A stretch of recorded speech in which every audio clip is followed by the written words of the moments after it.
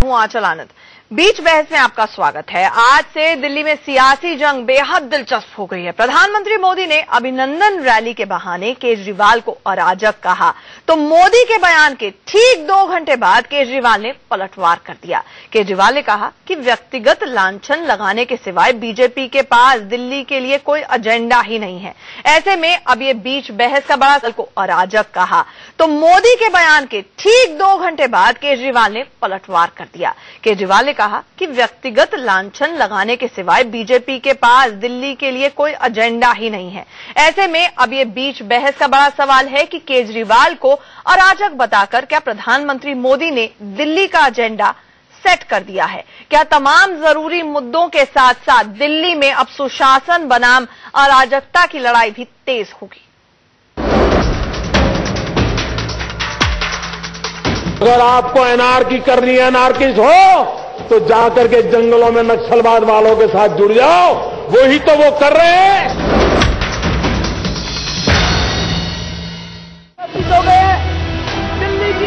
Delhi BJP ने अभिनंदन rally में प्रधानमंत्री मोदी का अभिनंदन किया, तो भाषण के अंत में मोदी ने केजरीवाल को कोसकर उनका अभिनंदन कर दिया।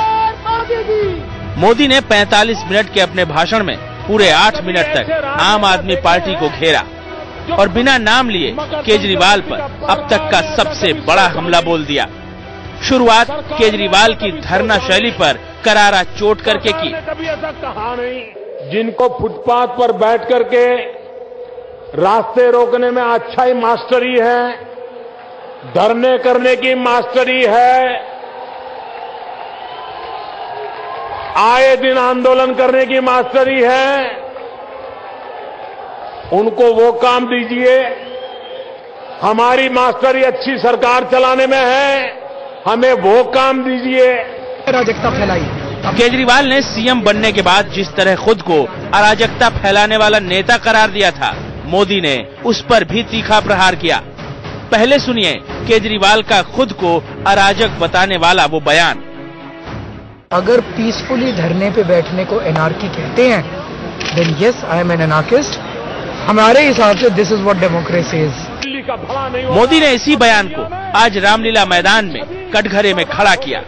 मोदी ने हमला बोलते हुए कहा कि दिल्ली ऐसे अराजक नेता को पसंद नहीं करती।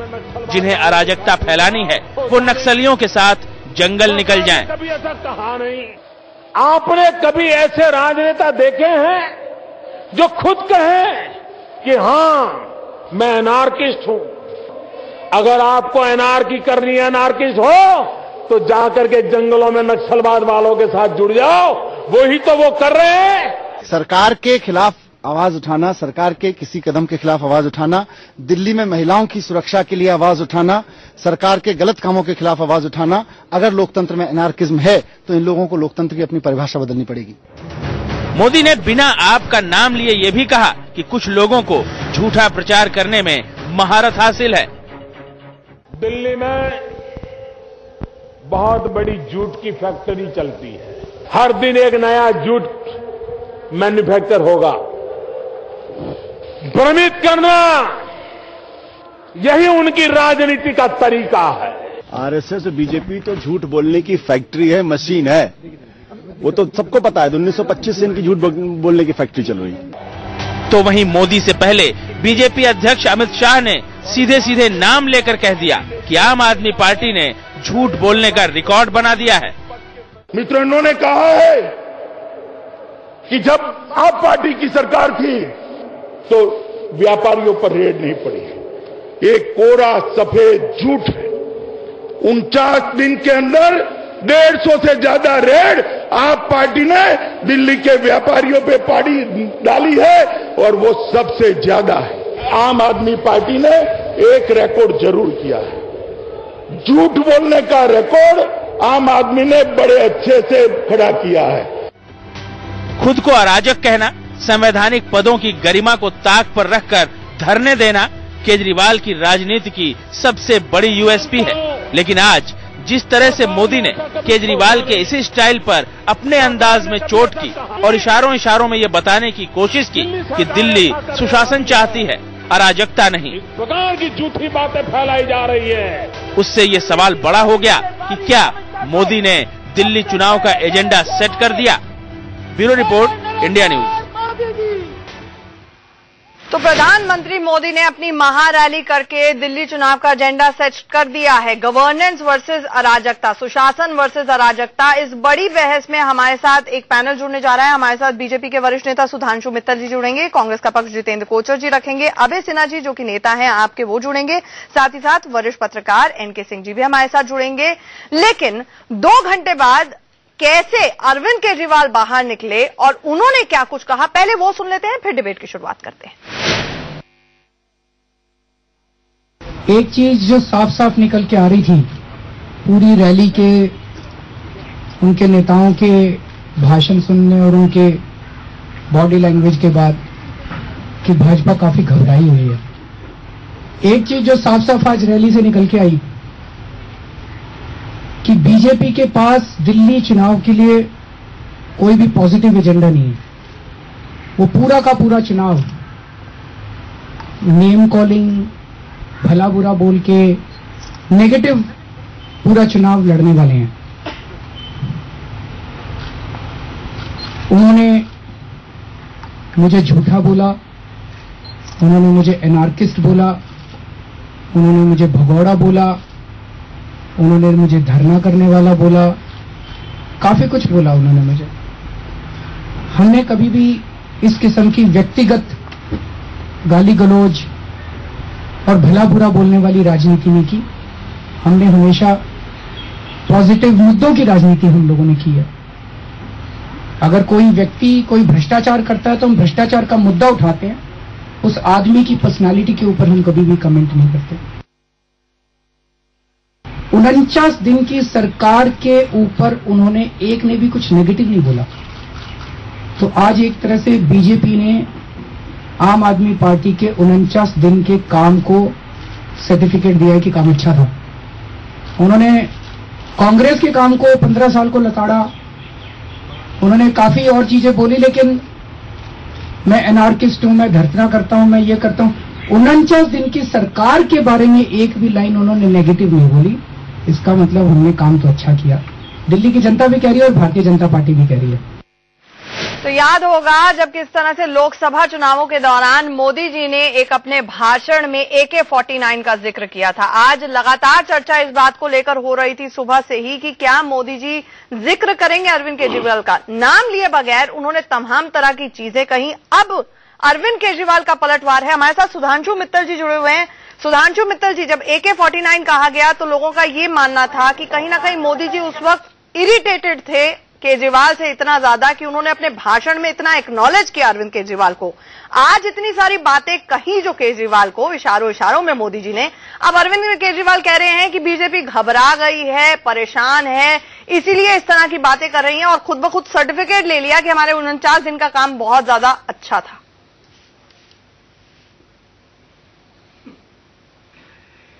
एक हिंदी में कहावत होती है, चित भी मेरी पट भी मेरी, अंटा जो है मेरे घर वालों का।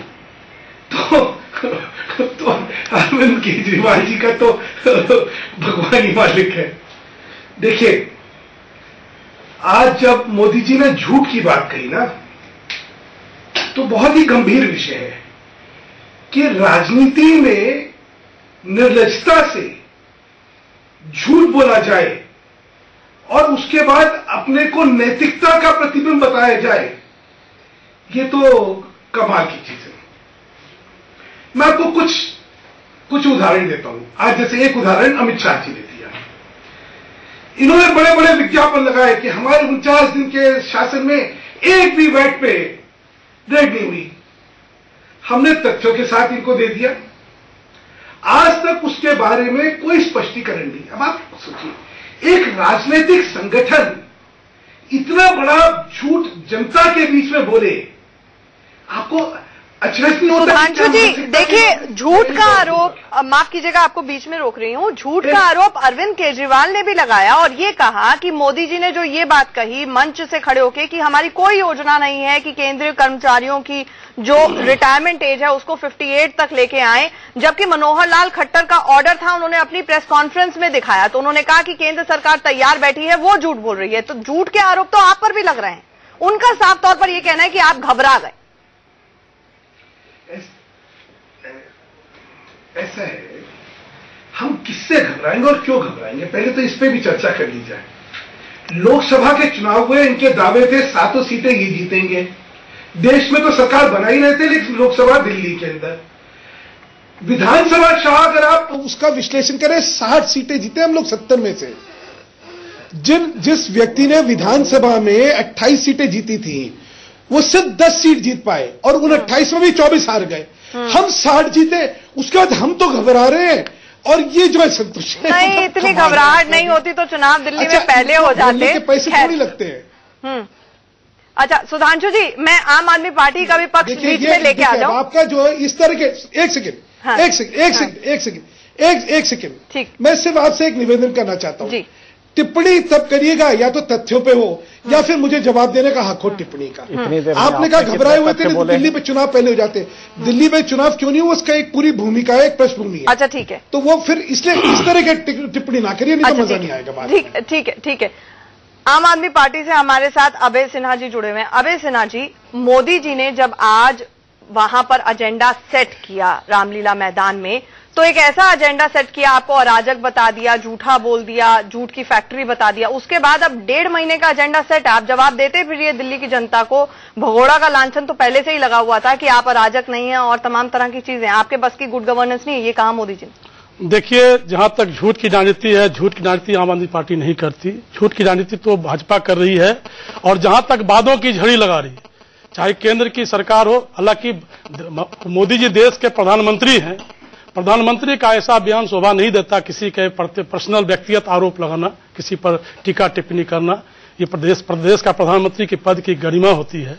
दूसरी बात, जहां तक आम आदमी पार्टी की बात है, आम आदमी पार्टी ने 49 दिनों की सरकार में 49 दिनों में जब अरविंद केजरीवाल गए थे, बोलिए आप बोलिए कौन 49 दिनों की सरकार में जो भी काम हुए, चाहे बिजली पानी के सवाल पर, औरतों की सुरक्षा के सवाल पर, या स्कूल की मैपिंग की क्या हो, या स्वास्थ्य से संबंधित सवाल हो, या लोग कहते थे कैसे ऑडिट कराएंगे, ऑडिट हो ही नहीं सकता। ऑडिट हमने कराया, आपने देखा किस तरह से ऑडिट में निकला, इस तरह से कितना उसमें निकला।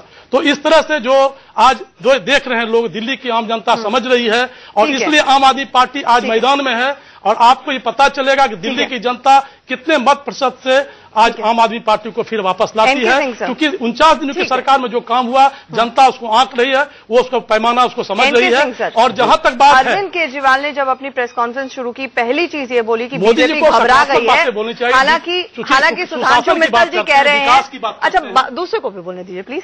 अच्छा, सुधांशु जी कह रहे हैं कि कोई घबराहट नहीं है हमारे अंदर और चुनाव जल्दी हो सकते थे दिल्ली में, इसको घबराहट से जोड़कर नहीं देखना चाहिए। मैं जितेंद्र जी आपके पास आती हूं, क्या ये बात सही है कि कहीं ना कहीं मोदी जी ने एजेंडा सेट करने की कोशिश की, लेकिन अरविंद केजरीवाल मोदी जी के स्तर तक तो कहां आते, मोदी जी का स्तर अरविंद केजरीवाल तक आ गया जब इस तरह की बातें दोनों में पर्सनल अटैक्स तक पहुंच गई। देखिए, पॉलिटिकल क्लास शब्दों का कैसे चयन करता है, उसका कोनोटेशन क्या लेता है, इस पे जाएंगी तो लगभग सब वही करते हैं, इसमें कोई दो राय नहीं है। झूठ बोलने की बात है तो अरविंद केजरीवाल ने जो पर्सनल अटैक किए तमाम लोगों पे और बाद में वो प्रूव नहीं हो पाए, उसी तरह से बीजेपी ने जो अटैक किए, लेकिन आज नरेंद्र मोदी ने पर्सनल अटैक नहीं किया। और झूठ वगैरह कहना मैं नहीं समझता कि पार्लियामेंट्री वो है, अब वो नहीं रह गया है। जब चुनाव मैदान पे आते हैं तो एक दूसरे को झूठ सच बहुत कुछ कहते हैं। यहां पे आज जो सबसे बड़ी बात हुई है, फोकस आप पार्टी थी, इसमें कोई दो राय नहीं है।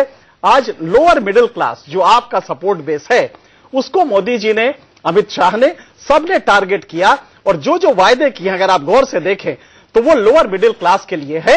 अच्छी ड्रीम सेलिंग की है, स्वप्न अच्छा बेचा है। और चूंकि मोदी जी की क्रेडिबिलिटी है तो स्वप्न बिकेगा भी। अभी वो स्वप्न खत्म नहीं हुआ है। As long as credibility continues, जब तक ये विश्वसनीयता मोदी जी की रहेगी, ड्रीम सेलिंग हो सकती है। उदाहरण के तौर पे उन्होंने कहा कि सबको हम मकान देंगे, हर गरीब को मकान मिलेगा। टॉल ऑर्डर है, दिल्ली में करीब 10 लाख मकान चाहिए। अगर आप NSS 65 का रिपोर्ट देखें, ऐसे में आपको कम से कम 20,000 करोड़ चाहिए। कहां से आएगा? लेकिन एक तरफ जब वेंकैया नायडू अर्बन मिनिस्टर कह रहे हैं कि हम 2019 तक 1 लाख मकान देंगे, नहीं, मोदी जी का कहना है कि सबको मकान कह रहे हैं एनके सिंह सर, केजरीवाल तो ये कह रहे हैं कि 2022 किसने देखा है, यही कहा, टूट रही है। बिल्कुल सही है। मोदी जी ने उसका एक्सटेंड करके 22 इसीलिए किया कि कम से कम 19 तक कोई सवाल तो न करे, एक इलेक्शन आगे भी आ जाए। लेकिन हम ये मानते हैं कि आज जो वायदे किए हैं वो टर्निंग पॉइंट हो सकता है, क्योंकि किसी को मकान मिले ये वायदा देश के प्रधानमंत्री से आए, वो भी जिसकी क्रेडिबिलिटी अभी खत्म नहीं हुई है। ये ठीक है, लेकिन बैटल यहाँ पर पूरी तरह से आप और बिल्कुल, और ये कहना गलत होगा कि आप बीजेपी परेशान नहीं है। बीजेपी के लिए एक बहुत टफ फाइट अरे, क्योंकि उसकी बस सीधी सी बात है कि अरविंद केजरीवाल का यूएसपी भी वही है जो नरेंद्र मोदी का है, करप्शन के खिलाफ जिहाद, और दोनों की मौजूदगी अच्छी है। तो मुझे लगता है कि एक जबरदस्त फाइट, परेशान नहीं है बीजेपी के लिए एक बहुत टफ फाइट अरे, क्योंकि उसकी बस सीधी सी बात है कि अरविंद केजरीवाल का यूएसपी भी वही है जो नरेंद्र मोदी का है, करप्शन के खिलाफ जिहाद, और दोनों की मौजूदगी अच्छी है। तो मुझे लगता है कि एक जबरदस्त फाइट आप दे रहा है, इसमें कोई दो राय नहीं। जितेंद्र कोचर जी, आज आपके लिए खुशी का विषय है कि आपको उतना नहीं लताड़ा मोदी जी ने अपने भाषण में, या फिर दुख का विषय है कि आपको एक राजनीतिक दुश्मन तक एक्नॉलेज करने से उन्होंने इनकार कर दिया कि आप फाइट में कहीं पर हैं ही नहीं? देखिए, पहली बात तो मैं आपकी सबसे नहीं, मैं आपको बताता हूं। देखिए, पहली बात, सबसे पहले जो आपने कहा कि आज मोदी जी की महारैली, पहली बात तो आज की जो रैली रही है भारतीय जनता पार्टी की, पूरी तरह विफल रही है। आप देख सकते हैं जिस तरह की इन्होंने घोषणाएं, वादे लोगों को किए थे कि रैली में 1 लाख लोग जुटेंगे, आज 15 से 20,000 लोग भी वहां मुश्किल थे। और ये जो रैली में लोग लाए गए हैं कि दिल्ली का आवाम, दिल्ली के लोग नहीं थे, आपका मीडिया चैनल वहां मौजूद था, स्वयं वहां देख रहे थे। जो बसेज आ रही थी वहां से, वो हरियाणा की बसेज थी, वो राजस्थान की बसेज थी, वो उत्तर प्रदेश से भीड़ लाई गई थी, दिल्ली के लोग नहीं थे। दूसरी बात, सबसे बड़ी बात, मोदी जी हमारे प्रधानमंत्री हैं इस मुल्क के, और उस मंच से जो आज बात कह रहे थे कि 58 साल की एज की बात किसने कही है, कब कही है? तो मैं तो एक बहुत बड़ा छोटा सा अपनी कांग्रेस पार्टी का कर्मठ कार्यकर्ता हूं, याद दिलाना चाहता हूं कि स्वयं आज के उस स्टेज के ऊपर मौजूद सीएम खट्टर साहब ने यह बात हरियाणा में कही, उसकी वीडियो रिकॉर्डिंग, हर कटिंग सबके पास है कि हम 58 साल की एज करने जा रहे हैं। मोदी जी ने उसका खंडन किया। ठीक है, या तो सीएम साहब गलत बोल रहे थे या मोदी जी गलत बोल रहे थे, और अवाम देख रहा है, पूरे हिंदुस्तान का अवाम देख रहा है। वो सीएम भी स्वयं मौजूद है, उनको वहां जाके बात करनी चाहिए। लेकिन आप इस बात पे अगर खुश होना चाहते हैं कि मोदी जी की रैली में भीड़ बाहर से भरकर आई और बसें यूपी और राजस्थान रोडवेज की थी, तो खैर ये आपका पक्ष हो सकता है। सुधांशु मित्तल जी, दिल्ली की आवाम नहीं थी रामलीला मैदान में, कांग्रेस के पास एक ही जवाब है, मोदी जी के तमाम जो बातें भाषण में कही। यहाँ पर दिल्ली के 15 साल दिल्ली के अंदर विकास की राजनीति की है, हमने दिल्ली का विकास किया, और 15 साल में एक मुख्यमंत्री थे हमारे शीला दीक्षित जी। लेकिन भारतीय जनता पार्टी ने 5 साल में 3 मुख्यमंत्री बदले, और अरविंद केजरीवाल जी 49 दिन में भाग गए। तो दिल्ली की जनता देख रही है ना कि 5 साल में इनका 3 मुख्यमंत्री बदल गए। दिल्ली की जनता सब कुछ देख रही है, दुर्भाग्यवश उनको कांग्रेस कहीं पे नजर नहीं आ रही है, दुर्भाग्यवश उसे कांग्रेस कहीं पे नजर नहीं आ रही है। सुधांशु मित्तल जी, भीड़ बाहर से लाई गई, जितेंद्र जी का ये कहना है, और ये एक बहुत ही वैलिड पॉइंट है जो अरविंद केजरीवाल ने भी अभी प्रेस कॉन्फ्रेंस करके कहा। हम जवाब चाहेंगे ताकि हम ब्रेकिंग न्यूज भी चला सकें। मनोहर लाल खट्टर मंच पे मौजूद थे। हरियाणा सरकार का ऑर्डर है जहां पर यह कहा गया है कि 60 से 58 साल उम्र कर दी गई है। अरविंद केजरीवाल का कहना है कि केंद्र में भी ये कम की जाएगी, तैयार बैठी है सरकार। और सिर्फ 2 लाख वो सरकारी वोट है, इसकी वजह से आप 2 चीजें मैं कहता हूं। पहली बात कि अरे भाई अब मैं बोल लूं, मैं बोल लूं जी, बोलिए। पहली बात तो भीड़ के बारे में कि यहां से लाई गई थी ही नहीं वगैरह वगैरह। तो जितेंद्र जी, एक उर्दू का बड़ा अच्छा शेर है, सबको मालूम है जन्नत की हकीकत, लेकिन दिल के खुश रखने को गालिब ये ख्याल अच्छा है, आप अपने मन में ये ख्याल बसाते रहिए कि वहां बाहर की थी और इसकी थी, हमें कोई फर्क नहीं पड़ता। सर हमारा ख्याल तो विकास का है, केजरीवाल जी का कथन, जनता हम एक चुनाव मोदी जी ने, अच्छा मैं बोल देखिए जितेंद्र जी जब आप बोलते हैं मैं बीच में नहीं बोलता, जब आप बीच में बोलते हैं मैं नहीं बोलता, लेकिन साफ और सच्चाई बोलिए। नहीं, जब मैं बोल रहा हूं तो मुझे बोलने दीजिए। नहीं जितेंद्र जी, ये तहजीब नहीं है, ये चर्चा की तहजीब नहीं है। मेरे को अपना पक्ष रख लेने दीजिए, उसके बाद जब आपकी बारी आए आप अपना पक्ष रखिएगा, ताकि सबके सामने हो कि कौन क्या कह रहा है। मुझे अपनी बात रखने दीजिए।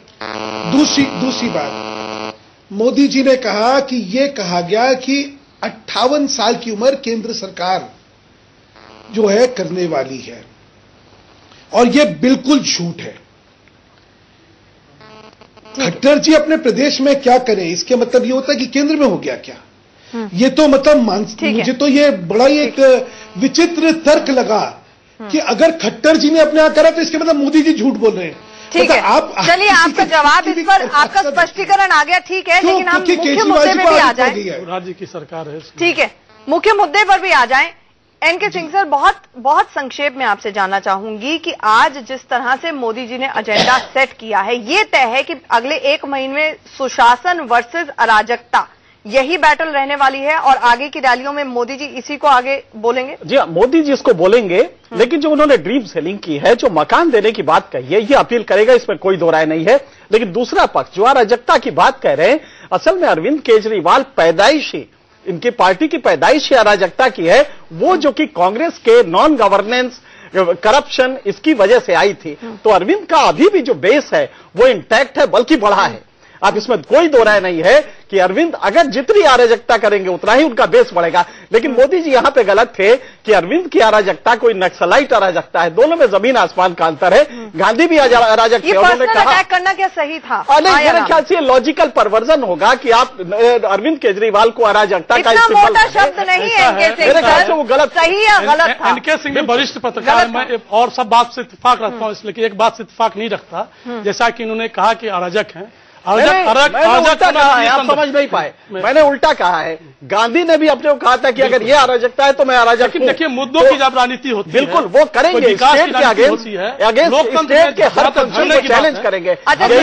सुधांशु जी जवाब देना चाह रहे हैं। एनके सिंह सर का भी मानना है यहाँ पर कि ये जो नक्सलियों से मिल जाने की बात कहने वाली बात थी, ये नहीं कहनी चाहिए थी। पर्सनल अटैक इस लेवल पर नहीं करना चाहिए था। प्रधानमंत्री मोदी को शोभा नहीं देता है। नहीं, सुनिए, प्रशासनिक अराजकता जो है वो बहुत एक महत्वपूर्ण चीज है। एनके सिंह साहब के बात से मैं इत्तेफाक नहीं रखता, उसका कारण बतलाता हूं। एक मुख्यमंत्री धरने पे बैठ के ये कहे कि 26 जनवरी की परेड नहीं होने दूंगा, इनको शायद ये अराजकता नहीं लगती होगी और इनको शायद इसमें स्वाभाविक एक अभिव्यक्ति लगती होगी। लेकिन नक्सलवाद और इस तरह की एक मुख्यमंत्री की भाषा, उन दोनों में एक सेकंड भाई, मैं पहले खत्म कर लूं। देखिए, आप अराजकता ना फैलाइए यहां पे, हर एक को अपनी बात रखने दीजिए, उसमें आप अपनी बात रखिएगा ना। अराजकता क्या होती है कि जो अहम ब्रह्मस्मि, मैं जो कह रहा हूं वो सत्य है, बाकी कोई सुनना ही नहीं है। तो कृपा करके एक शालीनता से हम लोग चर्चा करें। इस तरह की अराजकता मुख्यमंत्री फैलाए कि मैं यहां पे 26 जनवरी नहीं होने दूंगा। वक्त बिल्कुल खत्म हो रहा है। सुधांशु जी, बहुत संक्षेप में जवाब कृपया। मैं ये कह रहा हूं कि जी, संक्षेप में सीधी बात है कि जो आदमी लगातार झूठ बोले, और कितना बड़ा झूठ बोले, हमने 50% बिजली के दाम कम कर दिए। मतलब मैं ये हैरान हूं कि एक मुख्यमंत्री होके जहां पे रिकॉर्ड अवेलेबल होते हैं कि भाई तुमने तो 27% कम करे थे, शीला दीक्षित ऑलरेडी कर चुकी थी। मैं सुधांशु जी से एक बात पूछना चाहता हूं, आपने कहा भाजपा कांग्रेस का ऑडिट नहीं होगा, 50 ऑडिट कराया कि नहीं कराया, पहले एक जवाब। भाई आप कैसे आदमी हैं? एक जवाब दीजिए, कैसे आदमी हैं आप कैसे? आम आदमी पार्टी ने, अरविंद केजरीवाल ने ऑडिट कराने का निर्णय लिया कि नहीं? बात तो रखने दीजिए। और कहते हैं आप किस तरह की बात करते हैं? आंचल जी, बिजली के दाम अधिक किए गए, 700 लीटर पानी मुक्त किया गया, सुरक्षा के सवाल पर काम किया गया, रिश्वत थोड़ी रुकी। 49 दिनों सरकार में आप कितना काम हुआ? आप कह रहे हैं कि आप नहीं हुआ। ठीक है। आपने 49 दिनों सरकार में कोई टीका टिप्पणी तो नहीं की? नहीं, आपने खुद ब खुद अपने आप को सर्टिफिकेट भी दे दिया आबे जी कि 49 दिन। यही अराजकता है, यही अराजकता है। चलो उन्होंने डेमोन्स्ट्रेशन दे दिया। एनके सिंह सर, क्योंकि वक्त बहुत खत्म हो रहा है, बहुत संक्षेप में, अरविंद केजरीवाल की अगर साइकोलॉजी आज की तारीख में देखी जाए तो वो खुश होंगे कि मोदी जी ने अपने 35 मिनट के लगभग भाषण में 6 मिनट उनको डिवोट किए पर्सनल अटैक में, या फिर दुखी, और इतना बड़ा प्लेयर बना दिया दिल्ली की राजनीति में एक्नॉलेज करके, या फिर दुखी होंगे जिस तरह उन्होंने कहा। डेलीबरेशन मोदी जी का भाषण था, उसमें बाइपोलर पॉलिटिक्स क्लियर कट आ गई कि या तो मोदी जी की पार्टी रहेगी या अरविंद केजरीवाल की पार्टी रहेगी। कांग्रेस उसमें सीन में कहीं नहीं थी, और ये एक बड़ा एक क्वांटम जंप होगा, बूस्ट होगा अरविंद केजरीवाल के लिए कि कम से कम मोदी ने अपने भाषण का 6 मिनट 7 मिनट डिवोट किया। मतलब खुश होंगे अरविंद केजरीवाल? आप पार्टी डिसाइड नहीं करेगी, दिल्ली का डिसाइड तो जनता करेगी, डिसाइड तो जनता करेगी, लेकिन बाइपोलर हो गया है, इसमें कोई दो राय नहीं है। मोदी जी देश के प्रधानमंत्री हैं, उनको सकारात्मक बातें करनी चाहिए विकास के मुद्दे पर। और आप सबका हमारे साथ जुड़ने के लिए, माफ कीजिएगा वक्त इतना ही था मेरे पास, आप सबका हमारे साथ जुड़ने के लिए बहुत बहुत शुक्रिया। मोदी जी ने आज अपनी रैली में कहा था कि देश का मूड है वही दिल्ली का मूड है। क्या वाकई दिल्ली का वही मूड है? और जो एजेंडा आज उन्होंने सेट किया है, क्या ये वाकई अगले 1 महीने में पता चलेगा सुशासन वर्सेस अराजकता की लड़ाई यहां पर होने जा रही है? इस बड़ी खबर पर हमारी नजर बनी रहेगी। एक छोटे से ब्रेक के लिए